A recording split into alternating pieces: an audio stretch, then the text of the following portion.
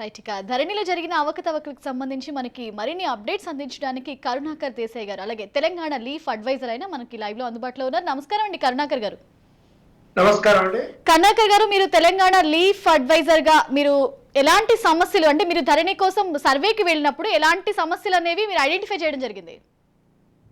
మేము ధరణి యొక్క తప్పు ఒప్పులను, రైతులు పడుతున్న ఇబ్బందులను తెలుసుకోవడానికి గ్రౌండ్ లెవెల్లో తెలంగాణ వ్యాప్తంగా 2 సంవత్సరాల క్రితమే గ్రామాలలో భూన్యాయ శిబిరాలు భూమి సునీల్ గారు, తర్వాత రెవెన్యూ పత్రిక వ్యవస్థాపక అధ్యక్షులు, ఎంఆర్ఓ సంఘం తహసీల్దార్ల సంఘం అధ్యక్షుడు లచ్చిరెడ్డి గారులతో, తర్వాత కోదండ రెడ్డి గారు కూడా, ఇవాళ ధరణి కమిటీలో ఉన్న మెంబరు కోదండ రెడ్డి గారు కూడా మాతో పాటు వచ్చారు. మేము ముఖ్యంగా భూమి సునీల్ గారు లీఫ్ అధ్యక్షులు, భూన్యాయ నిపుణులు. మేము ఫస్ట్ మరి ఈ భూన్యాయ శిబిరాన్ని సూర్యాపేట జిల్లా వెంపటి గ్రామంలో ఫస్ట్ మీటింగ్ పెట్టినప్పుడు అక్కడ ఒక 30% ధరణి బాధితులు అక్కడ మన ఐడెంటిఫై చేయగలిగినాం. ఆ డాటా అంతా కూడా మేము తీసుకున్నాం రైతుల దగ్గర. అంటే రైతులకు ఒక సమస్యలు ఏమున్నాయో అనే దాని మీద ఒక షీట్ తయారు చేసి వాళ్ళు చెప్పే సమస్యలన్నీ కూడా మా దగ్గర రాసుకొని రికార్డ్ చేసి, అట్లా ఆ గ్రామంలో 300 మా దగ్గరకు వచ్చిన వాళ్ళు 300 మంది అప్లికేషన్ తీసుకున్నాం. కొన్ని చిన్న చిన్న సమస్యలు, అంటే భూమి మన ఇంత 2014 వరకు కూడా భూమి కబ్జాలు ఉన్నారు, భూమి హక్కుదారులు, దాన్ని కొంచెం తగ్గించారు. తర్వాత అసలు భూమి అమ్ముకొని పోయిన వాళ్ళు, భూమి కాస్తులో ఉన్న వాళ్ళు వాళ్ళ పేర్లు తీసేసి ఎప్పుడో అమ్ముకొని పోయిన వాళ్ళ పేర్లను మళ్ళీ తిరిగి ధరలో ఎక్కించారు. అట్లా చిన్న చిన్న సమస్యలు, పేర్లు తప్పు, మన ఎక్సెంట్ తప్పు, తర్వాత నిషేధిత జాబితాల ఏదో ఎక్కడో ఒక ఎకరం ఉంటే మొత్తం సర్వే నెంబర్కి సంబంధించి మొత్తం కూడా నిషేధిత జాబితాలో పెట్టిండ్రు. అసలు ఆ సమస్యలన్నీ కూడా చిన్న చిన్న సమస్యలు, అంటే ఎంఆర్ఓ తీర్చేది, ఎంఆర్ఓ కన్నా కాకపోతే ఆర్టీఓ తీర్చేది, ఆర్టీఓ తీర్చలేనివి జేసీ తీర్చేది. ఇప్పుడు అలాంటివన్నీ ఏం చేసిండ్రంటే అసలు ఎలాంటి పేరు తప్పుపడ్డా, ఒక గుంట తప్పుపడ్డా, ఏది తప్పుపడ్డా మేము ఏమి తీర్చాం, మేము చేసిన తప్పులన్నీ కూడా మీరు కోర్టుకే పోండి అని చెప్పి ఆర్టీఓ ఆఫీసులో, ఎంఆర్ఓ ఆఫీసులో బోర్డు పెట్టేసింది. అంటే రైతులు మరి కోర్టుకు పోవాలంటే ఒక గుంట 2 గుంట తక్కువ పడితే మరి కోర్టుకు పోయి ఎలా పరిష్కరిస్తారు చెప్పండి, ఎలా వాళ్ళకు న్యాయం ఎలా జరుగుతుంది అనే దాని మీద మేము తీవ్రంగా దాని మీద మేము మీడియాకు తెలియజేసినాం. అట్లా 20 గ్రామాలు పెట్టినాం. 20 గ్రామాలు అంటే పనిగిరి, వెంపటి, బొమ్మెరపోతన్న గ్రామం, బొమ్మెరలో కూడా పెట్టినాం. తర్వాత చిన్నవంగర, మహబూబాద్ డిస్ట్రిక్ట్, అట్లా మన రంగారెడ్డి డిస్ట్రిక్ట్ లో కూడా పెట్టినాం. అయితే ఏది పెట్టినా అన్ని సమస్యలు మాత్రం ధరణి వల్ల వచ్చిన సమస్యలే ఎక్కువ ఉన్నాయి. అంతకుముందు కూడా సమస్యలు ఉన్నాయి.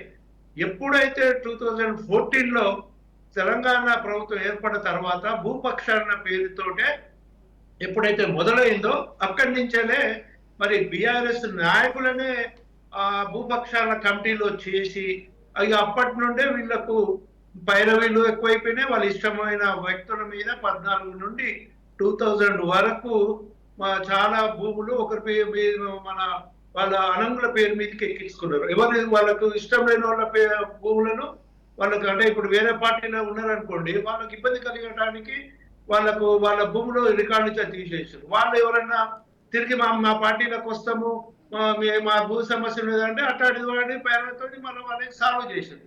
కానీ ఎప్పుడైతే ధరణి మరి పోర్టల్ తీసుకొచ్చిండ్రో, దానికి ధరణి పోర్టల్ తీసుకొచ్చే ముందు చాలా ఎక్సర్సైజ్ చేసేది ఉండే. అంటే విలేజ్లకు పోయి విలేజ్ల గ్రామ సభలు పెట్టి సమస్యలు ఏమేమి ఉన్నాయి, ఎవరు నిజంగా పొజిషన్లో ఉంటున్నారని చేసి ఆ లిస్ట్ అంతా తీసుకుపోయి ధరలోకి ఎక్కిస్తే బాగుండదు. కానీ ఇంతకుముందే 50% సమస్యలతో బాధపడుతుంటే మళ్ళా ఈ ధరణి తీసుకొచ్చి ఇంకొక 50%, అంటే డబల్ సమస్యలు సృష్టించి ఇవాళ ధరణి వల్ల ప్రతి విలేజ్ లో 30% బాధితులు ఉన్నారు.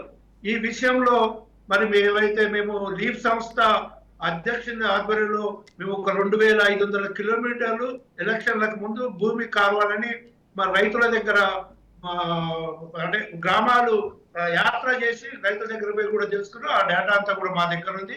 ఒక అదృష్టం ఏంటంటే మేము ఎవరైతే లీఫ్ సంస్థ అధ్యక్షులు ఎవరైతే భూమి సునీల్ గారు ఉన్నారో వారే ఇప్పుడు ధరణి కమిటీల మెంబరు. మా భూజన శిబిరాలకు వచ్చిన మన జాతీయ కిసాన్ సెల్ ఉపాధ్యక్షుడు కోదండరెడ్డి గారు కూడా భూ కమిటీల మరి మెంబరు. రెండోది ఏంటంటే మరి ఉద్యోగం మానేసి మరి రెవెన్యూ పత్రిక పెట్టి మాతో పాటు తిరిగిన లచ్చిరెడ్డి గారు ఇప్పుడు CCL లో డైరెక్టర్ గా ఉన్నారు. ఎందుకంటే వాళ్ళందరూ కూడా ఒక 2 సంవత్సరాలు ధరణి యొక్క ధరణి యొక్క మరి సమస్యలు ఏంటో అన్ని ఐడెంటిఫై చేసిన వాళ్ళే ముగ్గురు ఉన్నారు. నిజంగా చెప్పాలంటే మరి ప్రభుత్వము చిత్తశుద్ధితోటి మరి ఈ ధరణి సాఫ్ట్వేర్ ధరణి సాఫ్ట్వేర్ అండి. సాఫ్ట్వేర్ అంటే ఒక ప్రభుత్వ ఆధ్వర్యంలో ఉన్న సంస్థ హ్యాండిల్ చేస్తే బాగుంటుంది. ఒక దివాలా తీసిన కంపెనీకి ఒక ప్రైవేట్ వాళ్ళ చేతుల్లో ధరణి సాఫ్ట్వేర్ పెడితే రాత్రికి రాత్రి అంటే ఒక చిన్న ఎగ్జాంపుల్ చెప్తున్నా, ఒక బ్యాంకుల మనం ఒక 10,000 రూపాయలు దాంట్లో దాచుకుంటే ఎవరికన్నా ఇస్తే బ్యాంకులో పోయి నా పైసలు ఏంది కట్టండి అంటే ఏ టైంలో ఎవరు తీసుకున్నారు ఎవరికి ఇచ్చింది అనేది రికార్డు ఉంటుంది. ధరణిలా రాత్రికి రాత్రి ప్రభుత్వ భూములు పట్టా భూములుగా మారినాయి. మీకు వేరే వాళ్ళ భూములు ఇది. మీకు ఒక చిన్న ఎగ్జాంపుల్ చెప్తా. ఇది ఒక NRIకి ఔటర్ రింగ్ రోడ్ పక్కకు 11 ఎకరాల భూమి ఉన్నదండి. రోజు పొద్దున్న లేవగానే ఫస్ట్ ఆయన వెబ్సైట్ ఓపెన్ చేసి నా పేరు మీద ఉందా లేదని రోజు చూసుకుంటాడు పాపం. ఎందుకంటే ఖరీదైన భూమి కాబట్టి. ఒకరోజు టక్కున చూసే వరకు అది ఒక రియల్ ఎస్టేట్ కంపెనీ పేరు మీదకి మారిపోయింది.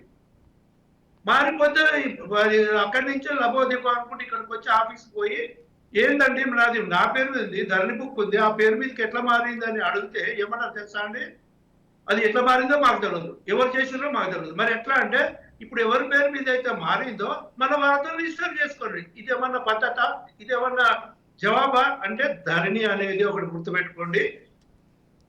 BRS ప్రభుత్వం ఇప్పుడు చేసిన అన్ని కుంభకోణాల కంటే, కాళేశ్వరం కుంభకోణం కంటే ఇది 100 ఇంతల పెద్ద కుంభకోణం ధరణి.